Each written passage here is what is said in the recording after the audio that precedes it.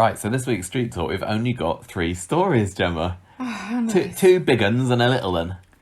It feels like I'm picking out letters and countdown. No, numbers. I've watched countdown for a long time. Yeah, let's move on. We start off with the gaslighting story, which there wasn't a whole lot of gaslighting this week. In fact, he was hit full force. I also thought we could call it Watch Out, because the watch. Watch out, yeah. And then we had the Yaz fighting story as well. Finally, we've got the little side story this week was Bailey Ever Here, but I also suggested we could call it Pearl Bailey because it sounds a bit like Pearl Barley. But you didn't like that the other day. Pearl was their wedding anniversary that they celebrated. And you looked that up before it was even on the show, didn't you, to find that out? I did. I was doing my pun research. Yeah. It just come naturally to me. So the Gary and Maria story. So this is. I mean, they've talked a little bit in interviews and stuff this week about how this would have been different during. I don't know that I appreciate those observations, to be frank. You'd rather. I'd rather not know, because it feels like they're how it could have been better. It's like sometimes when people buy you a present, they're like, "Oh, I was going to get you a so and so, but then they didn't have any, so I got you this." Or have you ever had that when you were little? Yeah. And somebody would say that to you, and you're like, "Great." It's like, here's what you could have won, isn't it? I found that there were some exciting bits in the story, but I've seen quite a lot of positivity online about this whole week, to be honest. And I thought that the week started strongly, but as it went on into Monday, Wednesday, and Friday, it did. Do you want to talk about what it should have been now or afterwards? Let's talk about it afterwards. Let's see what actually happened first with old Gary and Maria. So, we start off, and this is one of the things that I quite enjoyed on Monday's episode, Bernie and Gemma talking about this watch, and we theorised, we spoke for ages last week, didn't we, about how she could have got her hands on this watch. Did she prise it off Rick's skeletal corpse? Had Gary dug the body up and stashed it in the van, and then the watch should come off en route? All manner of possibilities, because surely this watch couldn't have just been left lying there for a year and nobody noticed it. Well, it turns out that the watch had just been left lying there for over a year and nobody had noticed it. I don't know if that's true. What? Why? She said she found it under some litter. Yeah. It still seems to me that it could have just been dropped by Gary. Why do you think that it wasn't? What, like today? Why do you think it wasn't? I don't know, why would Gary have been carrying his watch around with him? Or unless... Did Gary get there before them and then dig up the body and then manage to move it in time? Because we saw... Do you think Rick is still in the woods? I don't really know. And I don't think he is. But he definitely wasn't in the van because we got to see the van later in the week. So if he has moved and he's just found him a different grave. Yeah. So where do you think he is? Don't know. Because Gary was in the woods. Bernie and Brian found him in the woods. So unless he's dug up the body, moved it to somewhere else, like some convenient paper mill or something, which I hear is the in place for disposing of your corpses in Corrieland, and then got back to the woods.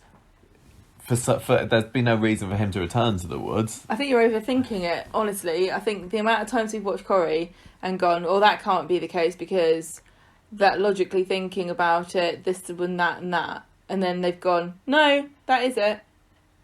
No. Well, the amount of times that's happened, you just need to accept that not every character is going to act logically, and it is perfectly possible that Gary dug the corpse up, stuck him in the van, drove somewhere else, dug a hole, buried him in there, came back and went back to the woods because he was like, maybe he went back to the woods because he was like, "Damn it, I thought I dropped his watch." Maybe. I have also never heard so many people say the word gunmetal in a half-hour period as I did. Yeah, when they were talking about this watch, and I was really confused because I thought gunmetal was just a colour. It and I made you look it up, and it's a type of metal. But they kept saying, "Oh, it's a gunmetal watch. It's a gunmetal watch. It's a gunmetal watch." It's like they wanted to say the brand, but they weren't allowed to, and so they substituted. Brand. I don't understand, because I can understand if it was like a pair of earrings, you'd be like, "Oh, they're gold." That would be a decent descriptor that also explained the value of the watch. But I'm not really into watches, so I don't know. Do you say, "Oh yes, this watch is gunmetal," Well, Bernie did, because she was interested in I know selling she it. did. It's worth £400. The thing that I liked about it's not worth £400 if it's been in the woods for a year. there was a bit of a running gag about are they going to try and find a real owner to it, which I thought was quite funny. Between Gemma and between Bernie. those two, and then I think Sarah mentions it later on when Bernie goes around to see her. It's like, you're not going to go and find the owner or something, and Bernie's like, oh yeah, nice one, Sarah. I thought it was quite funny anyway. So meanwhile, Sarah is having a good old moan to David about Gary, because everything that's been going on. It's important to note that Bernie has no idea of the significance for the name Rick. No, she doesn't, and we were saying that last week. We don't think that she nor Gemma know anything about who Rick or Laura are. But David, when Sarah's talking to him, talks about how comforting it is for him to realise that other people's relationships are just as messed up as him. He's like, I'm not really interested. I just like listening to other people's misery or something. This is when he also drops in that the Shona storyline's been put on ice. He's like, oh, well, there's social distancing or quarantine, and then can't really meet up with her. Yeah, so there's one story, and there's another one that gets mentioned later on in the week that seems to have been postponed as well, but we'll get to that later on. So Bernie then goes round to the factory. She's been trying to sell this watch all over the place. She goes to the factory next, and Sarah's there, and Bernie says, look, do you want this watch? And she's not interested, but she says, oh, why don't you try Adam? Because he's got a watch with a broken clasp at the moment. I'm sure he'd love it.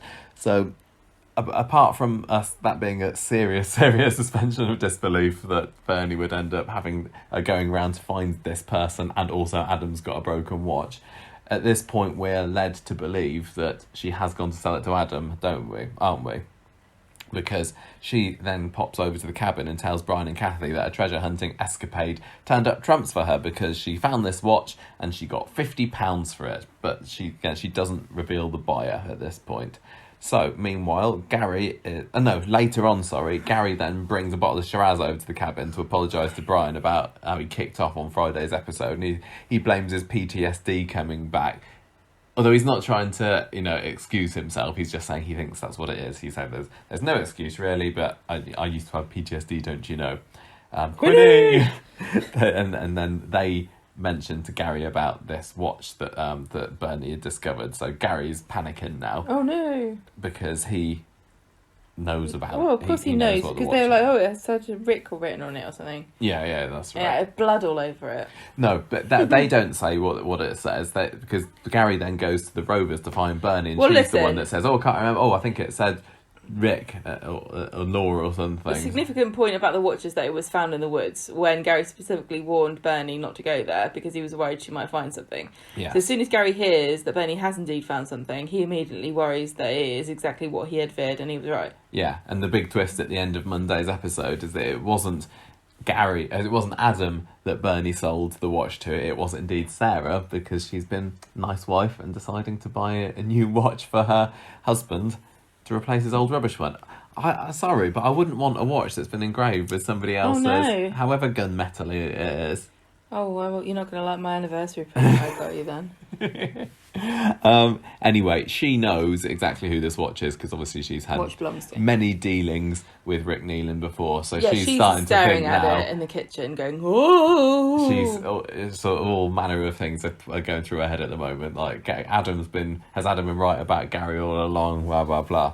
So, and everybody seems, they jump to the correct conclusion, and this is another example of how fans can sometimes be a bit fickle and not really know what they want out of a soap, because when they don't work out something from clues, we get really frustrated and we're like, come on guys, it's obvious. But then when they work something out from very meagre clues, you think, no, what? So you find a watch and you immediately think the person who owned it must be dead? That nobody's ever lost a watch in their life. Every single item of lost property belongs to a corpse. Yeah, well, both doesn't really make sense. Well, I can't remember, because Adam definitely jumped to that conclusion last week, didn't he? Yeah, have you killed Rick Nealon? That I can't remember whether he then said that to Sarah, or Sarah, independently made the assumption that Rick's dead. They're not wrong, but it still is a bit like... There was an awful lot of... again, we can come to it, but I think it's partly to do with the rewrites. Some of it seemed a little bit more convenient than I would have liked from Coronation Street. But anyway, Wednesday, David finds Adam asleep in the solicitor's office. Street. Yes. And he says look, if you know what's good for why you... is Adam sleeping in the solicitors? I think because... Have they had an argument? Yes, I'm Or going was to he just say drunk? yes. I think he was drunk. What happened? I don't understand what happened between Sarah and Adam. That Adam sleeping at the solicitor's office. I can't remember, but it Probably invalidates probably something insurance. very, very important that we've forgotten about. Were they not just arguing about? Oh no, it was because of their whole Laura thing, wasn't it? So they're still not. Yeah, because this is only one thing that they're doing now. Still, is making 2 episodes. One day, aren't they? And I thought that once they got back to filming, it'd be sensible to say, well, let's make it a 3-day week again. But it's still a 1.5-day week, and the episodes are being written as an hour long, and that's going to be weird. Your sister did her dissertation for her masters about the depiction of the passage of time in theatre, didn't she? Something like that. Something like She'd that. have a field day with Coronation Street. I know. It's literally, there are 3 days in a fortnight on Coronation Street at the moment. And it's odd. They used to make standalone half-an-hour episodes. Why can't they go back to it? Know. But yeah, that's why. Sarah walked in on Adam with Laura, and so she's still annoyed at him about that. Okay, so he has to sleep in the solicitor's office. Yeah, and David says, look, you need to just drop this about Gary, concentrate on your marriage to my sister, otherwise you're going to risk losing her. This is when he makes some comment. He chucks his keys onto Adam's crotch, doesn't he? And he's like, "Oh, watch the family jewels." And David's like, "You've not got much use out of them recently." And it's like, ugh. Yeah, go home and give my sister a good old shag. Is that what you want me to say? Yeah. So Gary tells Bernie later that Eddie, his dad, is turning 60 next week, and he'd actually quite like Shout to out, give him a watch. Eddie. He didn't mention Eddie. I just wrote it in the script. No, he said his dad, but we all know who he meant. Yeah. Cake making, fag wearing, stringy... Fag wearing? Fag holding, stringy haired Eddie Windass. Yeah. He shuffled off a bit. Currently stuck in Germany, I imagine, which is why he's not able to visit Gary in prison. I don't know what Anna's excuse is at the moment. Not prison, in hospital. Don't know why Anna's not there at her son's bedside, but never mind. Well, the main thing is Gary wants the watch for Eddie. He tells Bernie that's what he says, doesn't he? He's like, so I really quite fancy this. So if you go back to Sarah and get it back from her, then I'll pay you double what I paid you before for it. So, and also, don't tell her it's for me. And I can't ask her because she hates me. Yeah. So Bernie thinks it's quite a good idea. I mean, she's not particularly bothered one way or the other, but she thinks it's worth a crack. So she goes to Sarah and asks for the watch back. First, she lies that Rick who's inscribed on it has put missing watch posters up everywhere. And when Sarah doesn't buy that, she admits that she's got another buyer who'll pay double. And Sarah's like, "No, sorry, I need this. What? I want it. I bought it. It's mine." And Bernie says, "Oh, look, you could buy a brand new one with the money Gary's offering." Whoops. Gary. So Sarah, she knows now that Gary is after it, which is cementing her conclusions about her nefarious ex even more. So she goes out to him outside the front of Underworld, and he's there with his van, and he tries to buy the watch from her. No, she's not having it. She's keeping hold of this. And then she reads the inscription out to him and reveals her theory. Yeah, is Rick Neelan buried in the woods, she says. So you're right, she has come up with that by herself, I think. Was Adam right all along? And yet again, Gary is the worst at denying this. He doesn't go, Rick's not dead, I spoke to him the other day. He doesn't say, you're crazy, why would Rick be dead? He doesn't say, why would I kill Rick? He doesn't say, why would he be in the woods? He doesn't say any of those things. He's just like, no. Well, he doesn't get a chance to come up with much comeback, to be fair, because she goes around and opens his van to find what's nefarious well, she thinks there might be a dead dead body in there, but there isn't. Well, he finds there's some spades and some plastic sheeting, isn't there? Yeah. So if he hasn't dug him up already, he was definitely intending to. And it's really creepy because it's obviously a body burial kit, isn't it? And he goes, Sarah, it was for you. And it didn't mean to come out like that, but it did look as though he had been planning to bury Sarah as well. He meant it as though everything I did was for you. But do you think it was written in that way so that we were supposed to think he was saying that it was for her? It was a bit clumsy if it wasn't. It was a She nice take it creepy like that. moment. It was funny. And he says everything was to protect you. Yeah, so he starts to explain what happened. He He does tell her everything pretty much, doesn't he? He recounts last year's Britain's Got Talent He doesn't week. really say. When he says, Rick had me tied up and he whacked me with a golf club and he thought... and he was going to come after you next. So what actually happened was Rick had told him that he was going to go after, sort of hunt down Sarah and kill her in the woods, which is why Gary went to the woods to try and rescue her. Rick jumps him from behind and he gets a stone to the head. So Gary's telling her this. I really loved you. It was Rick or you, and I thought, what's a world without you? I'm still in love with you, Sarah. And he's... it's like, Marie, are you really, or are you just saying that to try and get out of this? You've just been, you've just been rumbled as a murderer. The thing is, it doesn't really matter, does it? Like, why are you saying it? It doesn't, because Sarah's like, well, I'm married now. Yeah. And I don't know if she has any feelings for Gary anymore. She seems a bit confused, but this marriage I'm sure they're bubbling away just there. Absolutely screwed from the beginning, because Adam's like, whatever, I'll just flirt with this woman. I don't care about my wife. Sarah's like, oh, but he says he loves me. You know what I mean? Mm. Like, she didn't say I'm married or I don't care about you. I love Adam. Yeah. Well, she's just trying to process this information that she's found, because she now knows that her ex has bumped off a loan shark and has probably got him buried in the woods somewhere. So he's like, just trust me, it's going to be okay. And then she pulls out the phone and starts dialing the police. And that was quite exciting. So he chases her down the road, right into the path of a car. He jumps to knock her out of the way of it, gets smacked by it himself, and he's left there at the end of Wednesday's episode, lying motionless on the cobbles. Will he survive? Yes. Yes, of course he will. This was not a cliffhanger. Sadly not. We've seen this happen far too many times. Well, logic is against the plot here. There's no surely nobody was worried that Gary was going to die, because he's in the middle of a story. They're not going to kill him off in the middle of a story. Yeah. We'll come back to it later anyway. Lots more to say about the stunt, I'm sure. So Tyrone's there. He's seen it all happen, so he runs over to help, but then clears away before Gary starts talking. He goes to fetch Gaddis or something. The driver, I love this guy. He's like, oh, I'm just going to move the car. Yeah. But he meant to a different road. Gets in the car, drives off.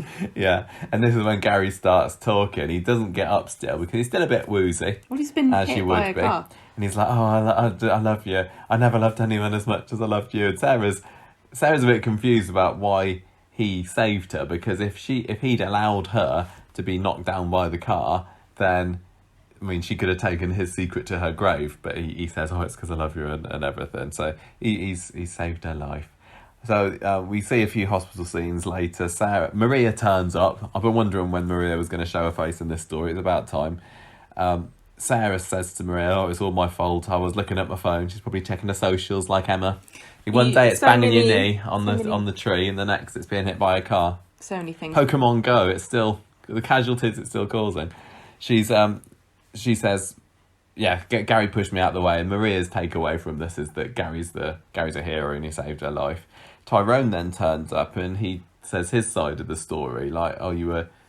I don't know why he was chasing her down the road or whatever. And Maria's like, well, Sarah didn't say this. Why would Sarah lie to me? And Sarah's like, oh, he was chasing after me. Well, see, I didn't realise about that. I was rushing myself to go and pick up Harry or something.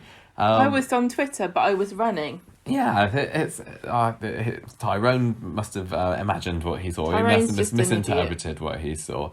Adam is there as well, sort of supporting Sarah, and he's clearly very suspicious about this whole thing. Adam's sort of joining in with Maria a little bit, though. It's like, come on, guy, why are you must suspect something happened between Gary and Sarah that's to do with why you're so interested in Gary. Why are you helping Maria badger her? You can ask her later yourself.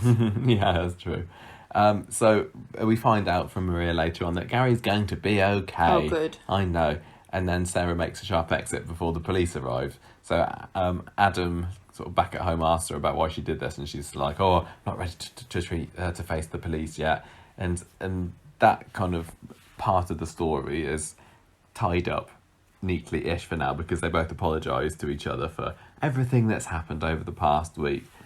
David's there as well, and he says, vomitarium, which is where... So doesn't he say something like, get a room, preferably a vomitarium? Yes. And this really annoyed me because I thought everybody knew this was a common misconception that a vomitarium is not where Romans used to be sick. Is it ironic then that David said some of us paid attention to history in school? We never got taught this in history at school because it's not true. Vomitarium is the way you exit a stadium. It means to spew forth vomit. Good fact. So we end this at the hospital. Maria's there with her lovely bee face mask, which she pulls down to speak to Gary, who's just woken up. Maria says, you're going to be okay. Resting bee face. Going to be okay. Police are probably going to want to speak to you soon once you're well. And by the way, Gary, did I ever tell you you're the nicest, most genuine person that I've ever met? And Gary's like, oh no, this makes me feel even worse about murdering Rick. So that's that, really. As I said, I found this okay. The watch stuff just irked me really at the beginning of the week, but I don't want to criticise Coronation Street about it too much because they had plans to do a lot more exciting stuff. I think what I read was that they were going to have Sarah track Gary down to the woods, and she was going to catch him midway through digging up Rick or something like that. See, so that's how she was. Really fun and exciting. That would have been fun and exciting. Why couldn't they have done that? It was still. Oh, they're not allowed to do locations. No, they're not allowed to do any of that. Which is why it'd be odd if he has just reburied Rick somewhere else in the woods, because it just delays it. No. He needs to bring him back to somewhere in the vicinity of Coronation Street if they want that body to be discovered at any point. What it does mean is that we can still have that scene at some point where somebody finds him digging Rick up. But, I mean, they're not going to be able to film in the woods for months and months and months and months. And I don't think that they can't just say, well, especially if they want this story to be over, you know, if they want it to climax at the 60th anniversary. Oh. And I don't really want to be told... You know what? That's the thing. I dug Gary up today. I dug Rick up today. Oh, it's so dramatic. Like, they're going to have to think of something else now. I know. It must be so frustrating. So that's a shame that didn't happen. And then the same with the car crash. That was going to be some kind of accident that happened out in the woods as well. So everything that we saw was a bit of a watered down version of what could have been, which is a shame. But you know, well, those are the cards that Corrie has been dealt. Nobody's getting what they want right now. No. Why would we be any different? Yeah. So all of the bits with the watch, I don't know. I don't think I've read anywhere that the watch was a very late addition to the story. But thinking about it, it kind of feels like it might well have been, because it was just too convenient that A, that she found the watch, B, that she goes to Sarah Louise to sell it to, you know, and then she and C, Adam turns out that he needs a watch. It all felt like, oh, let's just say this happened, you know? Yeah, I know. Well, it was okay. It was a bit. Yeah. So what can you say? This is what they said, wasn't it? Like, I hope people aren't going to nitpick too much, and I hope people are going to give us a break. Yeah, I mean, I think it's still fine for us to nitpick, but I'm not criticising them for it. Nitpicking because and criticising are two totally if like your things. biggest stunt of the year so far, you're suddenly told, no, you can't do it, and they literally filmed, you know, 2 episodes before when it was going to happen, you got to pull something out your ass, haven't you? And it's a watch in this case. So, but I mean, it still gave us things that probably would have been in it, like Gary confessing his undying love to Sarah Louise. What was your thoughts on that? Oh God, I thought this was... I was like, really? The problem is, I never bought Gary and Sarah as a couple. I also don't care. I don't particularly care, but like, I think I would care more if I ever thought that they were, you know, the perfect matchup. No, I know, yeah. Fate split them apart last year. I found them incredibly dull as a couple, and I just find it difficult to care about any couples on Corrie at the moment. And Gary and Sarah are certainly not really on the top of my list. And also, I find it boring and cliche to have a villain who's driven by love, you know. He didn't kill Rick because he was in love with Sarah. He killed Rick because Rick was trying to hit him and kill him. No, he was trying to kill Sarah, though. He was rescuing Sarah. Sarah wasn't in the woods. And he thought that she was. Yeah, he thought he was. But they got in a fight together. Yeah, he went to the woods because Rick had lured him there with saying, "Oh, I've got Sarah here." Yeah, I know, but you would have done that for anybody, surely. If you thought that if you were a villain and you thought another villain was going to kill somebody you knew and it was your fault, you would try to rescue them. I can't remember exactly what really the relationship care, Michael. status was between Carrie and Sarah Listen, this time last honestly, year. I'm trying to tell you something. I don't care. No. I don't care about relationships or love. When it comes to villains, I think it's boring and cliche. Pat Phelan never did anything because he loved somebody. Did he love Eileen, or is that No. just opening another can of worms again? No, he never did anything for Eileen. He did everything for himself.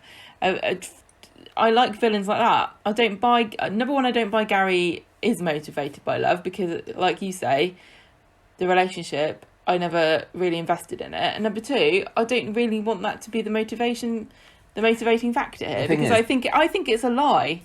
Nobody kills somebody because they love someone else. That's rubbish. I don't know whether it's a lie or not. I mean, it could well have been that he was just saying, "I love you, Sarah. Can I have the watch back, please?" But listen, I'm telling you. He wasn't a really villainy villain before he went off to kill Rick. Yes, he'd been accidentally responsible for the roof collapse and everything, but he wasn't a loan shark at that point or anything. He hadn't gone fully down his dark path, and I think at the time he did love Sarah. I just didn't, like you, didn't think that love translated very well on screen, but I do know that a lot of people really, really did buy into Sarah and Gary together. I don't like this rewriting of the narrative and the motivating factors behind what Gary did, because I think Coronation Street works really well when they have villains who start off as sort of morally grey people, or think that everyone thinks they're the hero of their own story, and watching somebody justify bad decisions and take more and more bad decisions to hide their previous bad decisions, I find that the most satisfying way of creating a villain. That's why people like Richard Hillman and Pat Phelan are some of the best villains in horror history, because and like to a certain extent John Stape, even though people make fun of him, he didn't come in as a villain and he didn't do villainous things for no reason. Everything these characters did was a series of decisions that was taken that caused like a knock-on effect that then led to further bad decisions. Yeah, but go on. Well, like Richard and like for example, Pat watched Michael die, and then he pushed himself further every time he took a victim. And Gary, I think, to me, the logical story that I was seeing it unfold here was that Gary got himself into hot water being a loan shark, justified it to himself because he thought he was helping people, got himself embroiled in with Rick, went to the woods, killed him in self-defense, and then from there on is sort of trying to keep the secret. We don't need the love of Sarah to be involved in this. No, I don't think we need to. I think that's where it's gonna go down some kind of love triangle-y thing now. I'm not interested in that. No, I'm not. I don't want something I've been really looking forward to for ages and ages and ages, which is another good Corrie villain, to turn into my least favourite type of story, which is I'm in a love triangle with a bunch of people that I'm not interested in. It would be the only worst thing that could happen now is that Gary suddenly gives birth to a baby and then has to find a babysitter. Those are the two most boring stories on Coronation Street. Love triangles and babies. Yes. When you were talking about villains not being motivated by love, would you say that John Stape and Richard Hillman were, though? Because a lot of what John did, he was doing it to protect Fizz, and Richard Hillman was definitely all about protecting his family. I know, but you can be protective of your family and not murder people. Millions of people do it every day. Fine. Do you see what I'm saying? Yeah. Saying that I love someone so much and that's the reason I murdered somebody is not an excuse for murdering people. Yeah, okay, fine. Do you see what I'm saying? Yeah.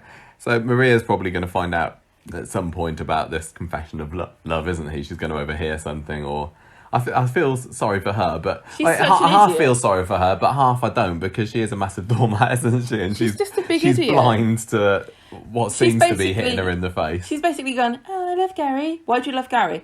Because he let me decorate our house in rose gold and peach. Bought me a nice car. That's it. Yeah. Doesn't take much.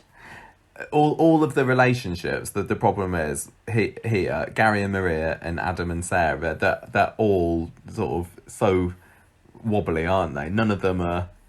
They're nouveau amour, Michael. None of them are anything that's like, oh yeah, this is a really good relationship here. Who can get in between them? They've been put together purely for the sake of jumbling them around. Another Weatherfield washing machine. I think it is.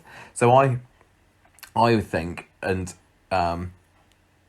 with Sarah now knowing... What I did find it exciting this week was Sarah finding out that Gary killed Rick. So I didn't know that would happen. And when you saw the realisation on her face that, oh my gosh, what has he done? I thought that was a great moment, because that was on Wednesday's episode, wasn't it? So now she knows his secret. However... he knows her secret as well, because he still knows... I told you this the other day. He still knows that she was complicit in the cover-up of Callum's murder. She told him ages ago. And this is, 4 years ago? 5 years ago, maybe, that this happened? I've lost track. The thing is... But she told him, so... She hinted at... She very obliquely hinted at it this episode... But it wasn't obvious that's what she was talking about. And before that, I don't think it's been mentioned for a while. Although it was maybe like a year ago or something, he said it to her. I think it's... They've kept it going for a little bit too long. And when they reveal it, the viewers are going to go, does he knows about that, does he? They've not made it too obvious. This is the opposite of what you... Like, when Callum died and got buried in Gail's granny annex... You were like, oh gosh, I hope that this gets revealed in like 10 years' time and they dig the body up and wonder what this is. And in a way, you kind of have your wish now, because this secret has been buried metaphorically for years, but unfortunately, it's not quite as salacious and visually obvious as unearthing a corpse. Like, the secret is so convoluted and confusing that even we who've been watching Coronation Street and talking about Coronation Street and writing about Coronation Street for years, having trouble following and keeping our tabs on who knows what and why we should care, because at this point it feels as though it's been he said she said and everybody sort of knows, but nobody knows that everyone else knows. I think David knows. I think Todd knows. Good point. But because at the moment everybody else thinks that it was Jason's dad that did it. I think. He died of a heart attack. So basically, Gary can probably use this knowledge to keep Sarah Lou quiet, because she's... I mean, to be honest, It was Kylie that killed Callum, and Kylie's now dead, but David is the one who would want this secret to be kept. Yeah. Because apart from anything else, he was involved, but also that's Max and Lily's mum. Yeah. And they don't know that their mum's a murderer and killed Max's dad. No. So he would not want that to come out for that reason. Yeah. But you see what I mean? This is too complicated. So Sarah's maybe not going to tell the police, although she was going to. Because she, at the time, when she was phoning the police... No, she phoned the police, didn't she? She was going to speak to the police. What, this is when Callum died? No. What are you talking about? No, now, this week, on Wednesday, when she was running down the road, she had the police on the phone, didn't she? She was going to tell them, I've found Rick Nina's murder, help, I'm being chased by a ginger murderer. And what she didn't think was, hang on a minute, if I dob him in, he's gonna squeal about me keeping Callum under the annex. So now I think she's probably had time to think that, and maybe that's fair play that she hasn't thought about it. Well, yeah, exactly. But although, if I'd done that, and... It drove her insane, didn't it? It literally drove her. She got sectioned. I'm surprised she's not constantly thinking, when's Gary gonna tell everybody? Because he's been keeping this secret for years now, and he could any time he wanted. And to be honest, if I was Gary, I'd have maybe mentioned it before now, or at least threatened to mention it, just to get Sarah to get Adam off my back. Yes, but Gary is still in love with Sarah, so he's not going to say anything. Okay. If he's willing to throw himself in front of a car to save her life, I don't know whether would be willing to go to the police but he might be willing. He might threaten to blackmail her, but not want to. I don't think he would go through with it. Yeah, maybe he will. Maybe he's going to say, right, I'm going to tell the police about you and Callum if you tell them about me. So it's going to be a stalemate situation, and maybe she doesn't know whether he actually would go through with it. I know, but and maybe he actually wouldn't. Isn't it so great when a really exciting story in Coronation Street ends with a stalemate? that's like the ultimate stalling point for lots of these stories, and you just got to wait for somebody else to find out who doesn't give a crap about anybody and doesn't have a stake in it. Well, I mean, Adam doesn't know about Callum, does he? So he can find out maybe about Gary and then unwittingly drop him in it. Or go to the police. Without knowing that by doing that, he's also going to get Gary to tell the police about his wife. Here's a question for you. Do you think that even if Gary gets found out about killing Rick, do you think it's necessarily going to be the case that it comes out about what actually happens to Callum? I hope so. I don't want it to be... Well, the thing is, if it doesn't come out now, it's really no point in ever coming out. But at the same time, it can only really come out if Gary tells everybody, because there's no reason otherwise. Yeah.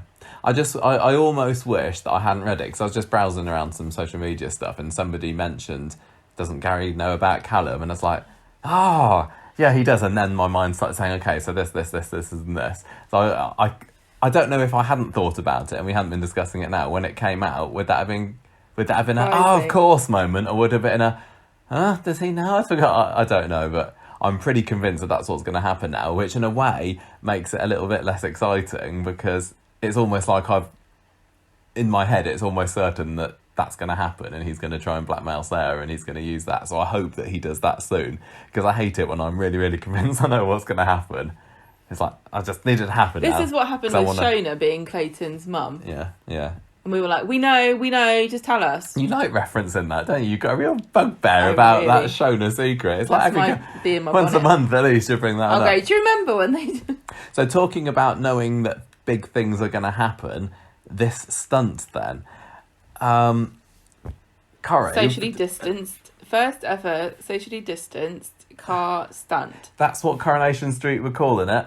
And by gum, did they want us to know that they were the world's first socially distanced stunt? Because I'm going to say... they had a behind-the-scenes thing for it on, like, Monday morning, I think, and the stunt didn't even happen until Friday. Usually, at least, they have the courtesy to wait until the stunt has happened before they put the how we made it up on their social media. That was pretty bad. It was. I mean, I guess it was to try and get people to want to watch it, but I've seen the video since, and it's like...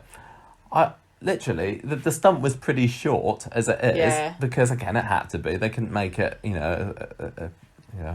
whatever. But don't show how they made it 2 days before you're actually going to show the stunt. There must be other ways to get people excited by it. And my problem on Wednesday, why I wasn't super gripped by it, was because I was thinking, I know that this is going to lead up to a stunt. And when Sarah and Adam was down by the van, I was like, they're going to run and he's going to get hit by a car soon. When he was chasing her down the road, I was like, oh, here comes the car. I shouldn't be waiting all that time for a massive stunt. Well, no, it wasn't a massive stunt. A little stunt to happen. I want to be caught off guard by these things sometime. And I know that lots of listeners won't have known it was coming.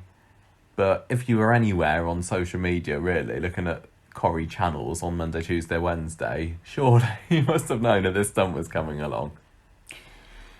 I also think that they missed an opportunity to wring a little bit of pathos out of the fact that it was a socially distanced car accident, because Sarah was sitting there and looking at Gary, and they were talking to each other after he got hit. Yeah, and he was lying there, and she was staring at him, and she was on the floor, and Tyrone sort of ran over and went, "Oh, should we put him in the recovery position?" and then ran away again. But I didn't feel as though anybody really said the obvious, is like, I wish I could help you, or am I allowed? Look, I would have loved to have had somebody gone, oh God, am I allowed to touch him, or what? Do you know what I mean? Because considering that they've been mentioning it everywhere else. This has been the theme of everybody's quarantine experience in this country for months, since March or whatever. Am I allowed to do this in that situation? And nobody knows the answer, because the government is absolutely awful at communicating. And the answer is just, if you don't know, just don't do it, basically. But in a car crash situation, because we are still supposed to be keeping our distance from people that don't live in our household or not in our bubbles, of at least a metre or more, hopefully, when somebody gets hit by a car crash, if they're sort of conscious, what are you supposed to do? Are you If supposed I'd been to hit go by a car and somebody was just across the road saying, Go- "Sorry, mate, can't come I near know, you. you'd feel awful, You're bleeding a wouldn't bit you? there. Look at that big spurt of blood." But you know what I'm saying? If it wasn't, I mean, Gary and Sarah's a bit of a different situation, because I would have thought that Sarah would have run over to him. Yeah. Obviously, they can't do that because the actors can't.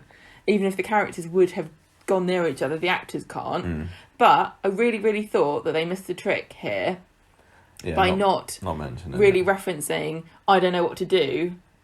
I guess I have to. And I mean, if you wanted to play up Gary being the hero, it would certainly have made sense to have had him say, "Sarah, don't come near me." And her going, "But Gary, you're hurt." "No, Sarah, you can't come near me." You know what I mean? But I mean, he'd gone near her to push her out of the way of the car, hadn't he? Which was the mannequin from Underworld, which was hilarious. That's what I didn't see I it. think I mentioned. Well, no, they did a really, really good job. If they hadn't said, "World's first socially distant stunt," I wouldn't have known. I thought it looked absolutely fine. It wasn't the most exciting stunt there's ever been on Corrie. Far from it. It was over and done before you know it. But it didn't look awkward. It didn't look, these actors aren't within 2 meters of each other. I think the direction and everything was fantastic. It just wasn't a particularly exciting stunt. There's only so many times you can watch somebody get hit by a car on Coronation Street. Well, there's also and only so still many feel times that you anything. can actually wring any emotion out of the old "I'm going to push you out of the way and get run over by a car" thing. I know, it has been, done to death, It's hasn't been it? a trope of fiction for God knows how long. Decades. Back in the olden days on Corrie, if somebody was hit by a car, that meant they're dead. That was a week's worth of Lisa episodes. Duckworth, Ida Barlow, who else got hit by a car? Rini Bradshaw. Joyce Smedley, Jorini Bradshaw. But Roberts, nowadays Rini it's just Roberts. like this little bump, isn't it? It's like, they'll be fine. I know I wasn't in any way at the end of diminishing. Wednesday's episode, like I said earlier, going, "Oh, is Gary going to survive?" It's diminishing returns, and it's difficult because you can't create more. There's only a Drama. certain number of accidents that you can have. Yep. As well. You were saying to me the other day that you think it might have been more interesting if Sarah had been the one that got hit. Oh yeah, I was like, this, because I didn't really think much beyond. I can't remember why I said that now. You were saying Because what was I saying? It'd be nice and convenient for Gary if she were hit, and then you'd have the whole thing of like, is he going to finish her off in hospital so that she takes Did I say her that? secret to the I grave? talk a lot of crap. I don't know. I just thought that Gary being hit. I think it's because I didn't really think about Callum, because I was thinking, well, if Gary gets hit by a car, well, what? So what? It doesn't stop Sarah from doing anything. Is it just delaying the Whereas whatever happens next? if Sarah was hit, then Gary, because Gary's now thinking, if Sarah gets hit, like, okay, I've bought myself some time now. Yeah. What do I do? Yeah. And then you'd have him trying to think of something. But the problem with Gary as that character is that he doesn't have a confidant. There's nobody for him to tell what his plans or what he's thinking. So at the moment, we're getting around that because he's got Sharon and Laura, and he doesn't really have much to do. Yeah. He hasn't really got any plans until Laura came along and started digging. I mean, Sarah's come along, and now she knows this. Now we're kind of missing a confidant for Gary because we don't know what he's thinking and we don't know what he's going to do. So now he's in the hospital bed and he's basically out of action. And then now the impetus is on Sarah to decide what to do.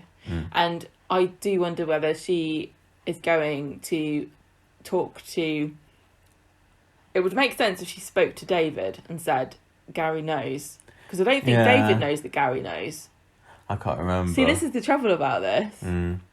Yeah, that's a good point. The fact that they had David in today's episode when they didn't really need him to be there, I don't think he added anything apart from the usual snarky one-liners. But the fact that he and Sarah share a secret that now Gary knows. Yeah. So Sarah would have to say, "Listen, I think that Gary's killed Rick Neelan, but he knows that Kylie killed Callum, so what should I do? And David would be like, well, bloody hell, don't do anything, because what do you care about Rick Neelan? Nothing. What is he to you? Nothing. He's a villain. He's a criminal. He deserves it. We can't let anybody find out what happened, because they wouldn't understand because they weren't there. Yeah. Okay, interesting. I don't know. Kind of interesting. I'm still not mega sold on this story. I hope it's going to wrap up soon, but I don't think it will. But well, I mean, part of this will probably wrap up soon, because but again, it's just the end of a chapter, won't it? It would be the end of the chapter, but justice still hasn't been served. If we get to the end of this little mini bit of the story and Sarah decides not to tell anybody, but how is she going to convince Adam? She's going to have to tell Adam what happened. Will David forbid her from telling him? And then will then Gary and Adam, Sarah and Adam, will they then become sort of enemies in this plot? Will it drive him to Laura? I don't know, because he wants justice, doesn't he? He wants to get one over on Gary. Yeah. But the ultimate reason why Gary and Adam hate each other is because they're fighting over Sarah. It would be ironic if he drove Sarah away in his quest for revenge against Gary, but certainly sounds like something. There's also Imran as well, who's not really been part of the story this week, has he? But he's also keen to see Gary get what's coming to him. It's such a complicated story. Yeah. Just one other thing before we move on to the next story. I wrote down here that Sarah and Adam, we know where they're going to go and live now. They're moving into the Red Bank apartments, which is the ones above Speed Dial, isn't it? The one that Claudia was living in. So, but did we see still not inside there? No. So we haven't seen inside Red Bank apartments. No. And at the end of the week, they're still not there. Maybe there. We'll have to wait and see. Right. Yasmin's storyline at last, Gemma. I'll pass it over to you to let us know what's been going on. Poor old Yasmin. As we know, last week she collapsed before she had to go to her trial. And on Monday, she's in the hospital and Alia goes to visit her. She's very weak. Alia says, "You've had a funny turn," which I think is a weird way of breaking it to somebody that had a heart attack. And she says, the trial's being postponed, but it might help us to find Elaine. Talking about funny, I liked Yasmin's line at the end of that scene where she's like, "Is there a guard outside? Oh, there goes my escape plan." I know, she's so funny. So then we cut to the cabin and Elaine walks in on Mary. Yeah, Mary's in full-on storytelling mode about something or other. Yeah, I don't know if there's only supposed to be one person in the shop at a time. I don't know. Well, no, Elaine's at the door saying, "Oh, am I allowed in?" They made a big thing about that. How many people are you allowed in the shop at once? I've done that lots of times, walking in the shop, and I'm like, "Am I allowed in the shop?" And they always look at you and go, "Yeah, of course you are." And you're like, "Oh, sorry, I thought there was a pandemic." Mary does a funny little shuffle to get out the door, which I like. So she asks Kathy if she overheard about because she heard that Yasmin's trial was today, and Kathy's the one that says Yasmin has had a heart attack. And Elaine says, "Did everybody take Yasmin's side when this happened? Because a similar thing happened to me." And Kathy didn't follow this up with, "What the hell are you talking about? Do you mean that you stabbed your husband in the neck with a wine bottle?"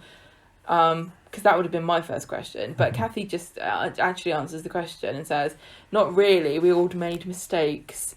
And the only person supporting Geoff now will be his son, Tim." And Elaine's like, "What?"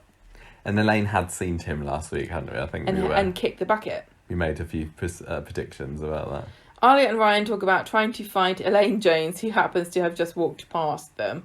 And this is when Ryan actually uses his brain for once. He puts two and two together from when he saw her spying on Geoff in the last episode. He runs over to her in the most terrifying manner. Well, it was because they'd just been walking down the street on opposite ends, hadn't they? Obviously, the two actors social distancing, and which was odd considering the characters live in the same house together. And then he runs full pelt down the road towards Elaine. No wonder she looked terrified when he got up to her. She probably thought he was going to give her COVID. Never mind. Well, yeah, because even if you stop talking about Geoff 2 meters away, you're still puffing and puffing everywhere, exactly. aren't you? And he looks like the sort of person he is a harbinger of germs. So he says, "Are you Elaine Jones? Did you used to go out with Geoff Metcalf?" Which is such a funny question to ask an old lady. Alia and Ryan try to convince Elaine, who is terrified, to talk to them about what happened. So they go sit in Victoria Gardens and she reveals her secrets. And another excellent performance from she's so Paula good. Wilcox. She is one of the best sort of guest appearances they've ever had on Corrie. She's excellent. She's really literally is. one of the best actors they've ever had on this show. I know, it does stand out, doesn't it? Really standout performance. So she says, I was married to Geoff for 2 years before I got divorced, and my name used to be Philippa. I don't know why they've done this. I don't know why her name was secretly Philippa, but it's really, now she's pretending to be Elaine, because at no point did anybody ever mention either of those names in conjunction to Geoff. I can't remember previously. whether Philippa had or not. It felt like the only reason that was a thing is to try and delay this reveal for like 2 or 3 episodes. If she'd come in last week and said, yes, it's me, Philippa, maybe we'd have said, hang on a minute, Philippa, blah, blah, blah. I don't know. But the thing is, we have been told previously that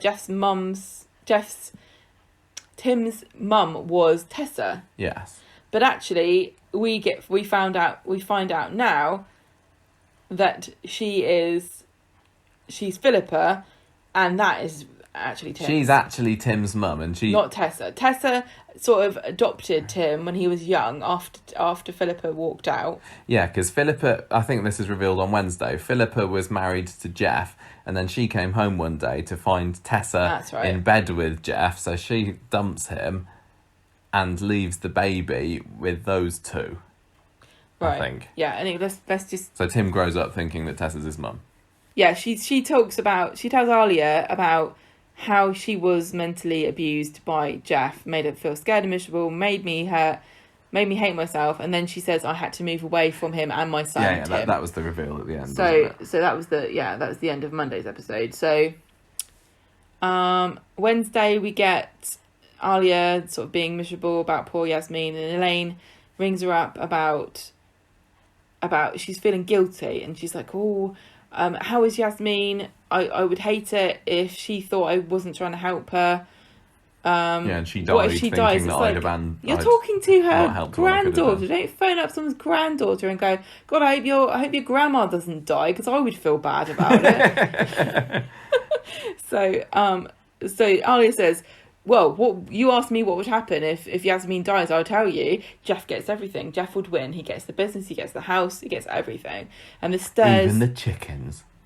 Imagine what he would do to them, yeah. Elaine then promises, and this stirs her to say she'll do whatever it takes, and maybe it's about time, but Tim here's the truth. So you can imagine how that goes. She immediately goes to see Tim at taxi, and she reveals herself as his mum. I thought this was a really tragic scene because she's really quite excited to tell him, isn't she? So far, most of what we've seen of Elaine is this nervous wreck of a woman. She does really come alive, twittering, she?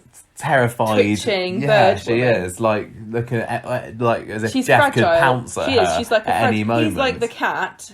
Yeah. Like a big, fat, self-satisfied, grinning Cheshire cat. And then you've got Elaine / Philippa, who's like a vulnerable little bird who's scared and shivering in the snow. Yeah, and then when she actually goes to Tim, that's like the happiest we've seen her ever, isn't it? It's like, she comes alive and because she thinks, I don't know what she thinks. I mean, whether she thought that Tim's going to fling his arms around her even though he's not allowed to. She must have thought about this day for a lot of her, or maybe she tried not to think about it.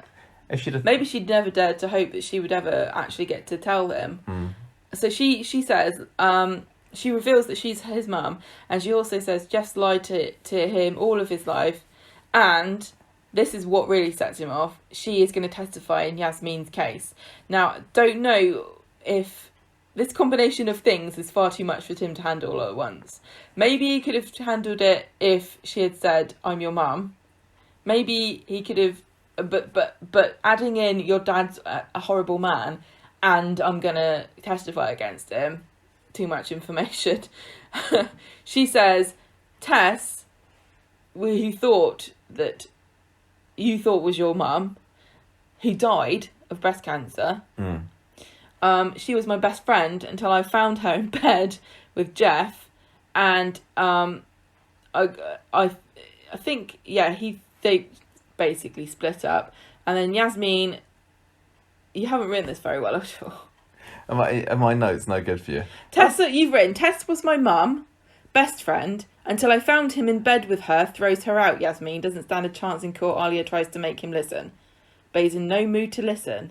Yeah, That sentence doesn't make any sense. I think those are my notes that I didn't turn into a sentence. Yeah, Tim starts... Tim's like, no, I'm not listening to you. Yeah. I don't believe you. You're not my mum. And then chucks her out of the...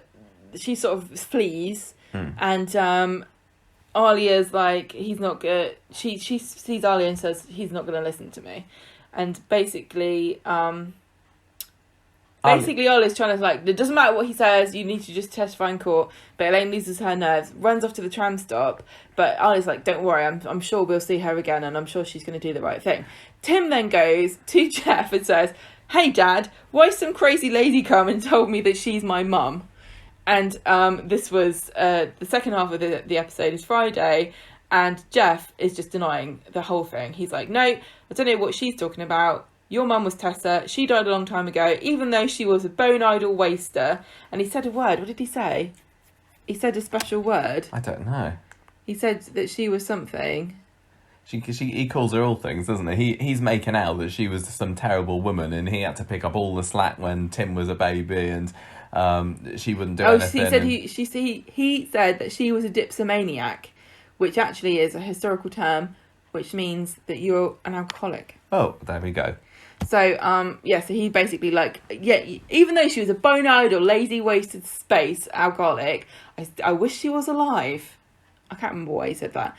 But, and he says, look, I reckon whoever this crazy bint is, it was Alia and Sally who have made her say this.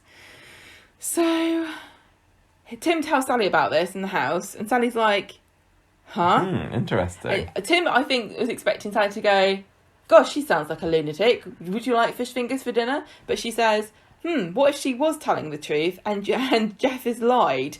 And Tim's like, no, what are you talking about? I don't know why Tim thought that Sally would agree with him. He knows that Sally hates Geoff. I mean, he's just had this massive bombshell dropped on him. Whether true or not, I think he's going to want to go and tell his wife anyway. I know, but he knows. Even though they've really not been singing off the same hymn sheet on this storyline. About Geoff's parenting of him. And you said a really good thing. Did you write it down about the...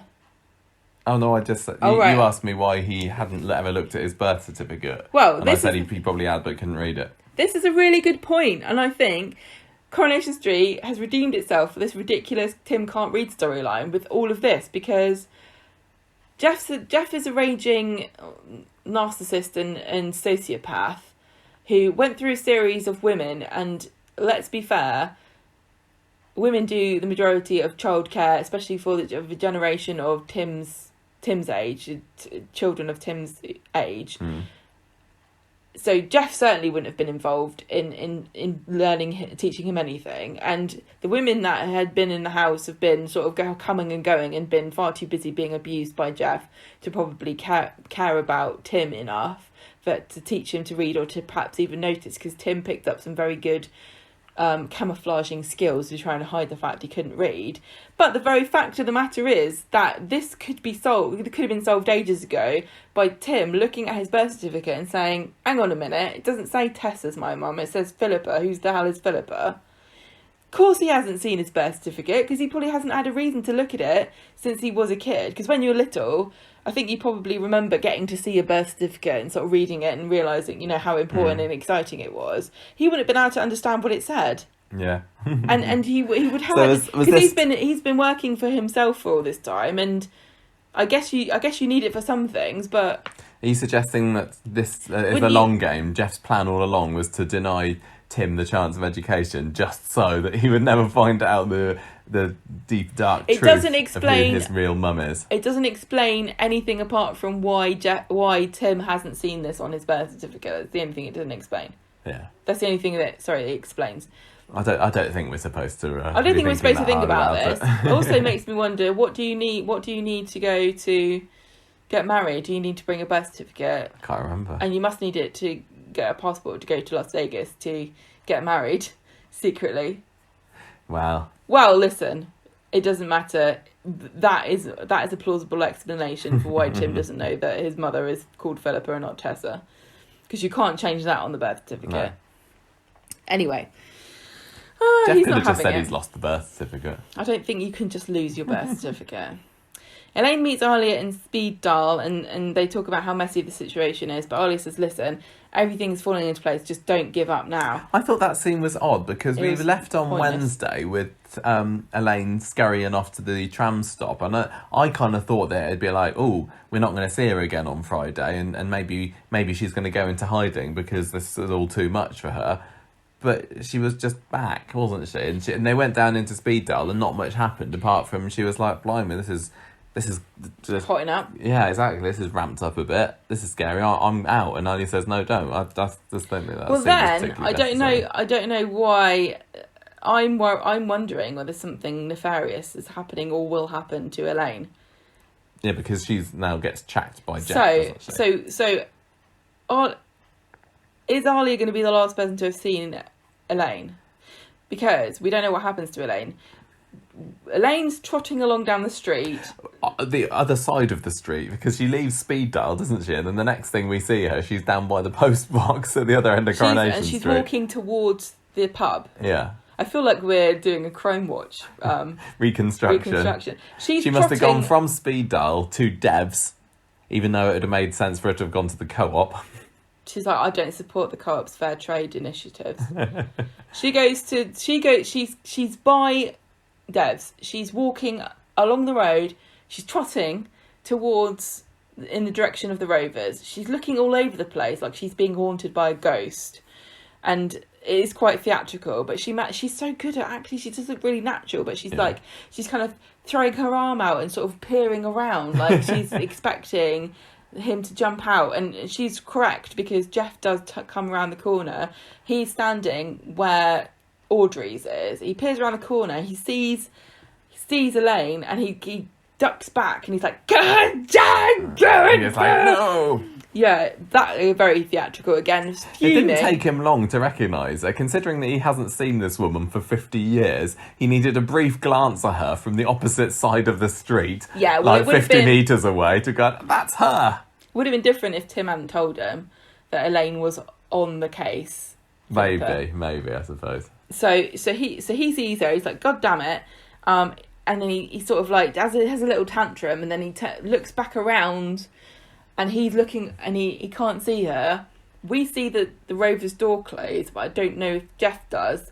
But then he looks at the Rovers, and he logically thinks, if I can't see her, she must have gone in there. There's nowhere else that she could have gone. Once an alky, always an alky. She's a diphtheria maniac. What is it? I can't remember. So he goes into the Rovers, and Jenny's there playing darts. She's bored because in Weatherfield land, you can't go into pubs still. No, you can go in, but you can only get things to take away. You can't stay that's in what the I meant. Rovers, Yeah, you can't stay in the pub. So she's literally just staying there in the hope that somebody will come in and order her.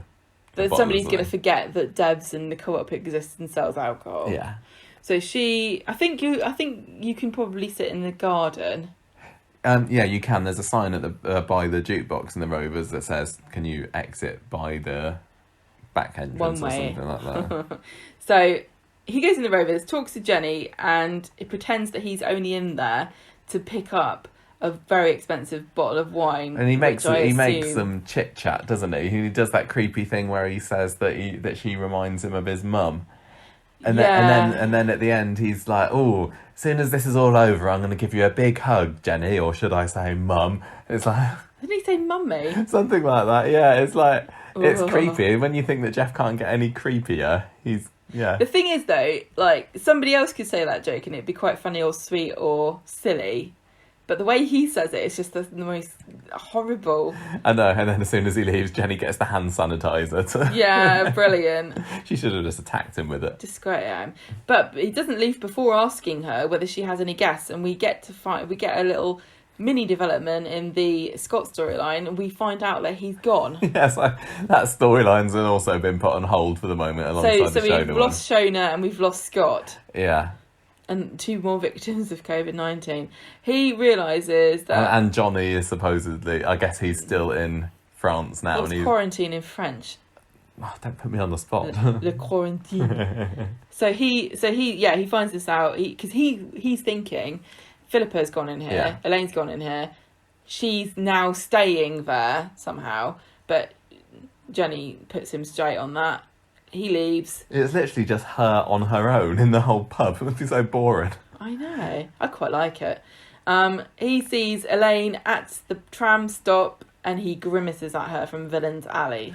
Yes, and that's where it's left, isn't it? So he gives that look. He's very good at putting a like a little frowny face, isn't he? He's downturned There's something mouth. a bit sinister about seeing people's bottom teeth. It's You don't like see it very often. It's like a dog, isn't it? So he is actually the last person to see her, but I mean, Alia also thinks that she's the last person to see her. Well, we don't know what's going to happen now. I mean, if it looks Geoff like could just watch her leave, and then she comes back next week and says to Alia, "I've decided not to," or "I have decided." That looked like I'm going to follow you sort of look he was giving murder her. you. Yeah. Do you reckon? Yeah, but I don't want him to murder her in the same way that I was very reluctant for Pat Phelan to turn into a murderer. If the story goes down this route, it kind of overshadows in a way all of the other nasty Well, it also stuff stops becoming a story about coercive control, doesn't it? Yeah. Because with the best will in the world, as horrible as it is, and as nasty as people are who are abusive, they're certainly not the same league as murderers. Yeah. And just because you manipulate people in relationships doesn't mean that you're also capable of killing somebody. No, he's not shown violent tendencies, has he? I mean, wouldn't surprise me if... Well, he's been in a few altercations with women, hasn't he? Because he had that report, the police report, and he blamed it on the lady. Yeah, but I think maybe Alia might... If Elaine goes AWOL, maybe Alia will accuse him of murdering her. But I think he's gonna try and follow her. But I think he'll bonk her on the head with a bottle of 12.95 white. yeah, maybe. So anyway, I thought that these developments were okay this week. I saw a few people saying that the development or the twist of Elaine being Tim's mum was obvious, and I don't think it was. No, well, we talked about it, didn't we? When she said, I used to be in a relationship with Geoff, and you were saying maybe she's his mum, and I was saying, well, his mum's not called that. His mum's Tessa. She's dead. Maybe we were having a really protracted conversation about can you pretend to be dead of breast cancer. Oh, yeah. We didn't ever think that Tessa wasn't really Tim's mum. We were just trying to work out how Elaine could have been Tessa. It was one of these things that was done that kind of feels a bit like retconning, but it's not completely retconning. Like the whole thing about I found Tessa in bed with Geoff, it felt like that wasn't always the original plan for that character. Yeah, but I agree with you. I mean, handy affair I can makes it slot into place. I don't think that. I don't buy that as a reason that somebody who's being abused would necessarily leave their partner. I can't remember whether she said that was the final straw that drove her away. It may well have been. It might just have been a case of like Geoff does no longer cares. Like, well, he's invested in manipulating and controlling a woman if they're in a relationship together. But as soon as he decided to move on to Tessa, he couldn't give two hoots what Philip was. Yasmin finding out about Jeff's dalliances with the prostitutes wasn't enough to drive him away, her away, was it? Certainly they're different. What did you think about the fact that Elaine has abandoned Tim? I mean, she obviously felt very guilty about it, but she couldn't have been that guilty about it because this is the first time in 50 years that she's ever come anywhere near him. This is a very difficult situation to judge somebody about because, number one, it's not like she left Tim with, a camp of wild wolves. Tessa was her best friend one of her friends. Presumably, she had a high opinion of Tessa before she realised she was an adulterous slapper. Just because you sleep around doesn't mean you're a bad parent. So perhaps Elaine thought, I'll leave them together because I think Tessa would be a good mum. Maybe, we don't know what Tessa and Tim's relationship was. Tessa could have been brilliant with Tim. I'm going to give Elaine the benefit of the doubt and say that she thought, I'm not abandoning my son to an adulteress and an abuser. I'm saving myself from a situation and leaving my son in the hands of a woman I can't trust, but I think would look after look after his best interest and obviously cares about him. I don't know. It's difficult. I wonder how long it doesn't really make takes sense for it to leave your mind. I mean, okay, did she You'd say never this forget. week, What do you like, mean? I've been thinking about it all the time, or You'd never stop thinking about your child. It starts to become normal, doesn't it? What? Not being with your child after a while if you've abandoned I don't think you can it. say that. How can you say that? I don't know. I don't think you can say that. I think it depends on what the reason why you left the child. Some people, maybe because they don't have an attachment. Yeah. But the reason that Elaine left wasn't because she didn't have an attachment to Tim. It's I find it a bit unfortunate that they've written this as the reason why Elaine left. Makes you wonder though why she didn't just take Tim. I know. Away from Geoff. Like, did she only escape? Was there only one opportunity for her to escape and she had to take it, and it meant that she couldn't take Tim? Because the way she tells it is like, my husband was mean to me and then I found him cheating, so I left. But really, really to do justice to the story and to her character and to justify the story in general, it should have been, he was so abusive to me, somebody helped me to realise that I should leave, but when I tried to go, he wouldn't let me take Tim, so I had to go without Tim, and I regret it every day, but I had to do it for myself, and I think that I did the right thing. Well, I think that's kind of what she said. No, I don't like this justification about I found him in bed with my because if you can leave somebody because they're cheating on you, then you can leave them because they're being abusive. She was either being controlled or she wasn't. I don't know. She seemed pretty messed up by the whole thing. Maybe that's why she didn't take Tim, because she knew that she was in no fit mental state to even look after her own child. I would really like to have heard a more comprehensive explanation as to why she left him behind. Well, I'm hoping that now she's on the scene, we're going to delve a lot deeper into Tim and Geoff's backstory. Unless Geoff's murdered her. Yes, I guess so. I don't think. I hope not. I want her to stay. She's not going to stay in it forever, is she? She's only a guest star, but I hope that we haven't seen the last of her.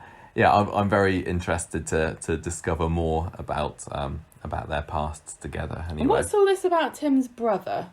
He said that was when she said I had a child. I can't remember exactly. She said he's her only child. Yeah, but before then, she said, she mentioned she used to be married to Geoff and they had a child together, and Tim obviously doesn't think that's him, so he's like, my dad never had any child, I didn't have a brother. And she said, no, I'm not talking about a brother, I'm talking about you. And I only mentioned that because we have been led to believe in the past in Coronation Street that Tim's had two brothers. That there seem to have been conveniently forgotten about. Right. For this story. But who knows? So, anything else? What did you think of Tim's reaction to it? Were you expecting Tim to... I hate Tim, so whenever he's... Every time Tim doesn't believe Geoff, I say all he needs to turn, for him to say, no, that's enough, I'm going to turn against Geoff now, is X, Y, and Z. And then X, Y, and Z happens, and he still sticks doggedly with his dad, doesn't he? Because I thought maybe that when she came along, or when somebody from Geoff's past came along, he might suddenly realise, but he doesn't seem like he's going to, does he? No, I mean, he reacted completely naturally, and you would do if you already... The thing is, now he's entrenched, and he's already been tested. And you'd think that the more people bring you evidence that your dad is lying, the more you would start to believe them. But really, it just becomes a matter of denial. And once you've invested yourself in that level of denial, you have really, to protect yourself mentally, you're going to keep going with that. Like, it makes sense to me that Geoff was like, no, you're not my mum. My mum's dead. Why would my dad lie to me? I mean, even if Geoff was mean to Jasmine, because I don't think Tim still really understands what coercive control is, what it means, what it does to people. And I don't know why you would know, because nobody's bothered to take the time to try and explain it to him. Alia shrieking at him that he was mean to her gran is certainly no explanation of the very complicated psychological manipulation that Yasmin has been under all this time. So just because, even if he would admit to himself that Geoff has been mean to Yasmin and that's why she attacked him with a bottle, how does that track to, and also your mum's not really your mum and your dad lied about it? How would do those two things really go together? And why would Tim go, okay, that makes sense, yeah? Yeah, no, I think you're right. Poor Elaine. I feel sorry for her. Don't feel sorry for Tim, though. I feel sorry for Elaine because she's Tim's mum. Let's finish off with the Bailey story, which I thought was actually quite nice. And in amidst the massive drama of the Gary storyline and the Geoff storyline, this is a really nice little slice of life and very, very relevant feeling story, even though, you know, it was written and performed, when was it, 6, 7, 8 weeks ago. I just really, really enjoyed this, and not a whole lot happens, but it's all about, let's celebrate Aggie for being one of our brave NHS heroes, really, wasn't it? And some much needed character moments between Aggie and Ed. So basically on Monday we find out from Ed that Aggie's been having to take the bus to work because the car's knackered. He's trying to get Abby to fix it, and he's just feeling completely useless because she's working so hard to save everybody, and he can't even give her a lift in. And Abby says, it's all right, you can have Kevin's car to drive her into work tomorrow, which nothing really comes out of that, but I did like it how Abby was the one to recognise all the hard work that Aggie is doing. Abby and Aggie, the two sound too similar. And Ed then comes to the decision that he wants to do a special Zoom Pearl anniversary party for her on whatever day, Wednesday and Friday's episodes were supposed to be set on. So the day of the anniversary comes and Aggie's already gone to work, has missed her special breakfast from Ed, but he's like, never mind, I'm going to give her an evening to remember. So the plan is that she's going to be home with him and Michael and James, and then all the rest of the Bailey family are going to be live via video link, and they'll have a socially distanced party over the internet together. So they go to the Rovers to get a load of booze, which they seems that they only want to do to show off to their Uncle Raymond. Jenny suggests that they have a synchronised cork pop as soon as Aggie comes in from work. But alas, Aggie's not coming back. She does a little video call at the end of the episode and says, sorry, I'm not going to be able to come back. And Ed's like, oh, it's our anniversary. Oh, you need to persuade your bosses. You've been working so hard. Can't they just let you have some time off? And this is when she reveals that she's having to self-isolate because one of her colleagues on the ward has got COVID. And Ed's obviously devastated by that. And he's like, oh, this is going to be our night. Everyone's expecting you. And she's like, what do you mean, everybody? And initially, Aggie goes absolutely... Yeah, she thinks that he's hosting a massive party. She's like, no, what do you mean? Because she's been working so hard to try and protect all these, to try and save all these people. And some of them have obviously been not socially distancing, and they've caught this, and it's like, everybody needs to stay away from each other. You need to follow the government guidelines. And there you are throwing this shindig. No, how are you doing? And he says, no, it was going to be a Zoom party. I don't think Zoom gets mentioned, does it? No. But that's what everyone's calling it these days. And then she says that's a lovely idea and starts tearing up about that. She also says here as well that she's seen terrible things. I think she said that on today's episode. She says it on Wednesday as well. Yeah. This is on Wednesday because she says, I've seen terrible things and I've seen it happening to people that look like me. And I think this was a reference to the fact that a lot of people in the... Well, BAME, I want to say, but I don't know if that's how you say it or if you say BAME, because I've never heard anybody say it in real life. But apparently that's also a controversial black and ethnic minority group. A lot of people from that community have been disproportionately affected, not just in this country but in other countries. I think that was a reference to the fact that she's saying that she's seen this, and it obviously is going to really hit you hard and mess with your head if you're watching this happen. So Friday we didn't actually get to see a whole lot of it. There was just a few long scenes with Ed initially talking about how he and Aggie got together. And... I just imagine that the initial script was just like character development, Bailey It was. He just says It was, wasn't it? It was and I like... remember her dad, and he didn't think I was good enough for her, and he's just basically thoroughly miserable about the whole situation. But then Michael has a genius idea, and it does kind of make sense. And it's like, why hadn't they thought about this straight away? This is what I said. They could just have a Zoom party, and she could also be over the phone. This is what I said on Wednesday. Why is she kicking off? Why is the party ruined? She's just another person who's on the end of the Zoom call. It's a socially distanced party already. It's not the same. I mean, it's not quite what he had intended, but it's absolutely. You want to be there with your wife on your anniversary. No, I know, but it's already set up for you to be isolated, love. What are you moaning about? Just get the bloody mini bar out. Well, it's your 30th anniversary. You can have whatever you want. Open the macadamia nuts. In the end, they just had a nice little scene between Ed and Aggie. And he was there surrounded by all his booze, and she was there on the phone in front of him. And it turns out that Michael or James had taken some pearl earrings to her, or taken them to the hospital to give to her, which was Ed's gift for her. And she's in a hotel. Hotel, yeah. And they also were both having special Rover's hot pot. Yes. Which was one of the things that we were promised would happen when they prepared for how they were going to deal with takeaway hot pot from the Rovers. Yeah, they just talk about how much they miss each other and everything. I thought it was really, really, really sweet stuff. As I say, a quiet moment among all the rest of the drama. I really appreciated it, and I think that the Baileys, those two particularly, if they've been together for 30 years, then that outdoes every other couple on the street by a good 20 plus years, doesn't it? So it was nice to have something that helped us to believe that they've been together and in love with each other for all this time, because we've seen precious little of that since the Baileys have arrived. And I think it really helped me to get to know the characters and like the characters and believe in the characters a lot more. Just those few little scenes just between the two of them, I thought it was lovely. Also a clever and appropriate way of... I think this whole story was so neat because we get to see the impact of the NHS on the NHS staff of COVID-19. We get to see what happens when somebody quarantines away from their family.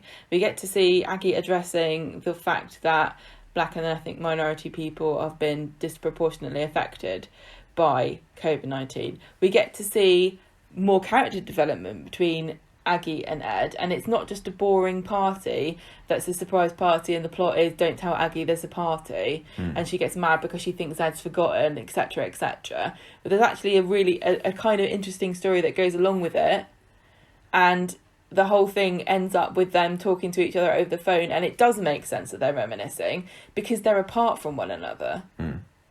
Yeah, it was very, very neatly done. It was and appropriate. And I'm not necessarily expecting the story to go any further from here as well. I don't think. It could go down the route that, Aggie gets COVID, but I don't think it needs to. I think it was literally this is going to be our first week back. Now we've started filming again. And we've got a character who's a nurse. Let's address this. Yeah, let's address this in a oh no, the party's in peril, but it's all right, and they have a happy ending. It was really just nice and sweet, and that's all we need, really. Yeah, and we get more character development. We get to see them investing in Egg and Addie. We get to see them investing in them as characters. Yeah, it was great stuff. I really, really did enjoy that. And whilst... And I completely buy them as a couple. They feel very natural, charismatic with one another, very comfortable, very sweet. They suit each other. They look like they've been married for 30 years. Yeah. They're so comfortable around each other. Yeah, exactly. I agree. And I buy them more, even though they're new characters, and we haven't seen 30 years of their marriage. I buy them as a couple more than I buy a lot of the other couples on the street that have been together longer in the show. No, I totally agree. Totally. Let's see a bit more of that, please, Coronation Street. So whilst the other two stories kind of started off on highs, and then I got a bit less interested in them as the week went on, this, although it never reached the highs that the others didn't disappoint me. It was just nice and sweet and lovely for the rest of the week. Because I think with the Yasmin story, I don't know, it just didn't feel like it moved very far on, say, Wednesday and Friday. I know there was the whole mum revelation, but that didn't happen. Not much happened there. No, I thought Wednesday's was good. I really thought that it was because of Paula Wilcox. She was great. And I thought that the bit with I'm your mum. And the scenes like on today's where the scene in Speeddale with Alia, I didn't think much happened there. No, that seemed to be a bit of perhaps this will become apparent later why they put this in, because I don't think we need to be reminded of it when it only happened on Wednesday. Yeah, and then on today's episode with the Gary story, it was just like the usual post accident. Oh, is he going to be okay? Everyone's forgotten he's going out with Maria, including him. Yeah. So I kind of forgot that they were going out with each other. I know. So I gave last week's 4.5, and it seemed like that felt quite high. You gave it a 4, didn't you? And I think a lot of the Facebook group give it 4s as well, rather than the 4.5. Oh, we forgot to say how this week began with Mary singing from a balcony. Oh yeah, it did, didn't it? I didn't like that. No, I didn't like that. I thought it also didn't.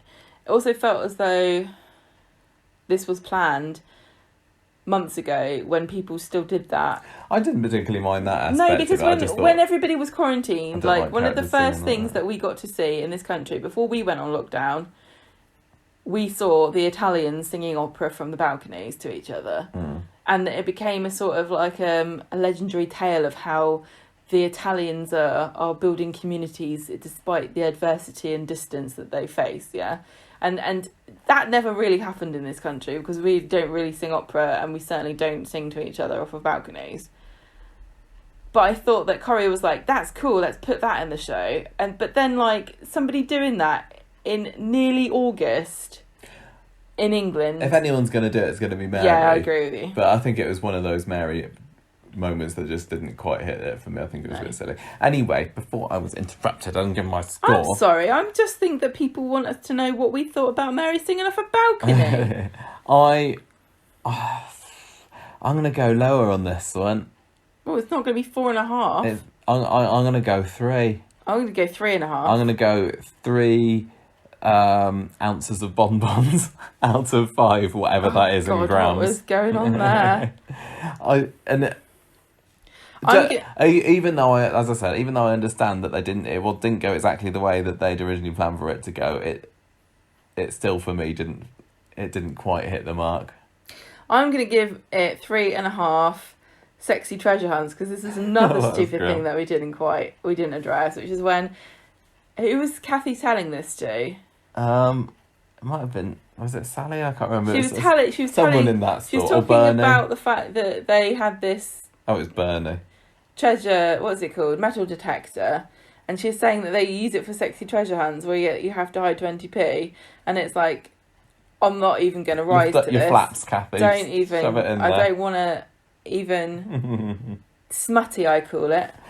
Who is your character of the week? Elaine. Is it Hero Gary? It's is Elaine. It Hero Aggie? Elaine. Why? Because she is so fantastic. Paula Wilcox is a fabulous actress. I can't sing her phrases hardly enough. She's been given, I don't know, she could be a really terrible actress, but Elaine is just the perfect character that she's absolutely like in real life. I don't know, but I have very high praise for her. I can't say too much about how much I think she's fantastic, and she definitely deserves it this week, because her revelation about her being Tim's mum and her being scared and really great. I think I probably will go for her, but she gave a lot of range this week. Yeah, she did. I think I will go for her, but I would like to give some props to Aggie for working for months, apparently, saving all these COVID victims. She just had a little break partway through that to sort out Oliver when he was taken into hospital. Yeah. But also, because I do want to give some recognition to that small story that the Baileys just kept on being lovely throughout the week. But yeah, I think you're right. It's got to be Elaine / Philippa for me. Yeah. I'm just a little bit disappointed, because last week I was so excited by it, and I was like, this is only the beginning of the Britain's Got Talent week. Britain's Got Talent week. Yeah. So. Yeah, it didn't really live up, but it wasn't a build as that, Michael. You just knew that that's when this would have been shown. I know. And you decided to hype yourself. Yeah. Oh well. I hear other people enjoyed it. Have we learned anything from this? No. No, I didn't think so.